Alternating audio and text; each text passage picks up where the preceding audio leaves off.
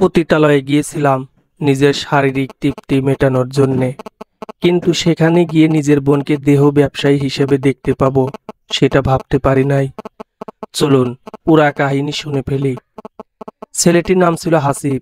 এক ভাই এক বোন। বেশ কয়েক বছর হলো বড় বোনের বিয়ে হয়েছে, কিন্তু সেটাও আবার পরিবারের বিরুদ্ধে পালিয়ে গিয়ে। তারপর থেকে তার সঙ্গে কোনো যোগাযোগ নেই। এইভাবে 7টি বছর কেটে যায়। এরই মধ্যে ছোট ভাই হাসিব জৈবনের গণ্ডিতে সবেমাত্র পা দিয়েছে। সবকিছু ভালোই চলছিল। হঠাৎ একদিন হাসিব চিন্তা করে সে পতিতালয়ে যাবে, সেখানে গিয়ে নিজের শারীরিক তৃপ্তি মিটিয়ে আসবে। যাই ভাবা সেই কাজ। পতিতালয়ে এসে, ভাই, সুন্দর এবং হট জিনিস কি তোমার এখানে পাওয়া যাবে? অবশ্যই যাবে, কিন্তু একটু টাকা বেশি পড়বে। আপনি কি তা দিতে রাজি আছেন? আরে, টাকা নিয়ে চিন্তা করতে হবে না, দিয়ে দেব। ঠিক আছে, এখানে 2000 টাকা জমা দিয়ে 222 নম্বর রুমে চলে যান। সেখানে আপনার মনের মতো মেয়েটি আছে। এরপরে হাসিব সেখানে টাকা জমা দিয়ে সেই রুমের দিকেই অগ্রসর হতে থাকে। রুমের ভিতরে ঢুকেই দেখে মেয়েটি আয়নার সামনে সাজতেছে। আর সাজতে হবে না, এখন তোর ওই রূপের আগুনে আমাকে একটু ফেলিয়ে দে। কথাটি শুনে মেয়েটি হাসিবের দিকে তাকায়, আর হাসিব একটি 360 ভোল্টের শট খায়। নেহা আপু, তুমি এখানে? হাসিব, তুই এখানে? দুজনেই বেশ আশ্চর্য হয়। তুমি আগে বলো, তুমি এখানে কেন? তোমার তো শ্বশুরবাড়িতে থাকার কথা। নেহা ভাইয়ের কথা শুনে নিশ্চুপ হয়ে যায়। কি হলো আপু, কথা বলছো না কেন? আমার প্রশ্নের উত্তর দাও। আসলে হাসিব, আমি আজ 7 বছর থেকে এই পতিতালয়ে থাকি। কি? তুমি না পালিয়ে বিয়ে করছো?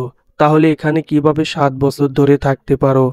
আচ্ছা শোন তবে, আজ থেকে 7 বছর আগে আমি কাব্য নামের একটি ছেলেকে ভীষণ ভালোবাসতাম। কাব্য আমাকে অনেক ভালোবাসে।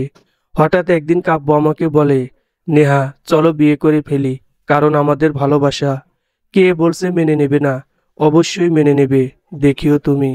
ঠিক আছে, তোমার পরিবারের কাছে আমাদের ভালোবাসার কথা বলে দেখো কি বলে ওরা। ঠিক আছে, আজকে বলবো। এরপরে আমি বাবা মাকে আমাদের সম্পর্কের কথাটি জানাই। তারপরে তারপরে বাবা মা কোনোভাবেই রাজি হয় না। তারা বলে বেশি বাড়াবাড়ি করলে বাড়ি থেকে বাইরে যেতে দেবে না। তখন আমিও কাব্য দুজনে প্ল্যান করে পালিয়ে ঢাকায় চলে আসি। আসার পরে একসঙ্গে দুজনে বেশ কিছুদিন থাকি। তারপরে কাব্য একদিন বলে, চলো আজ তোমাকে একটি রিসোর্টে নিয়ে যাব। সেটা আবার কোথায়? আছে, কিন্তু তার জন্য তোমাকে চোখ বেঁধে যাইতে হবে, গাড়িতে করে। মনে করো সারপ্রাইজ। আরে, চোখ বাঁধবো কেন? চোখ না বাঁধলে সারপ্রাইজ কিভাবে থাকে বলো? এরপরে কাব্যের জোরাজুরিতে আমি রাজি হই।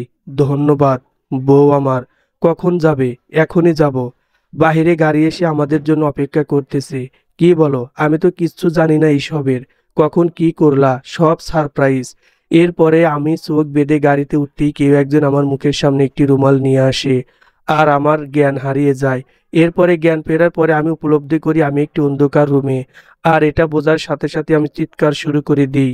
প্রায় 5-6 মিনিট পরে বেশ কয়েকজন লোক চলে আসে আমার রুমে। এই চিৎকার করতেছিস কেন? হ্যাঁ, চুপচাপ থাক এখানে। তখন তাদের জিজ্ঞেস করি, আচ্ছা, আমার স্বামী কাব্য কোথায়? কাব্য তোমাকে বিক্রি করে এখান থেকে চলে গিয়েছে। বিক্রি করছে মানে? আপনি কি বলতেছেন? আসলে কাব্য সুন্দর সুন্দর মেয়েদের প্রেমের ফাঁদে ফেলে, তাকে বিয়ে করে পতিতালয়ে এসে বিক্রি করে চলে যায়। এটাই ওর কাজ। আমি আপনার কথা বিশ্বাস করি না। আপনারা আমাকে যেতে দিন। হ্যাঁ, যেতে দেব। তোমার 1 লক্ষ টাকা দিয়ে কিনেছি।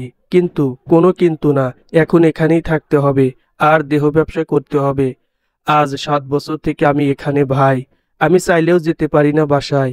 আর বাসায় গিয়ে এই মুখটা দেখাবো কেমন করে বল? বোনের মুখে এই কথা শুনে হাসিব সেখানেই কান্না করতে থাকে। কান্না করিস না আপু, তোমার বাবা মা অনেক খুঁজেছে, কিন্তু কোথাও পায়নি। তুমি চিন্তা করিও না, আমরা তোমাকে বের করার ব্যবস্থা করতেছি। ঠিক আছে? আচ্ছা আপু, আমি আসি। বাসায় গিয়ে সব খুলে বলবো, তারপরে তোমাকে উদ্ধার করে নিয়ে যাব। আচ্ছা।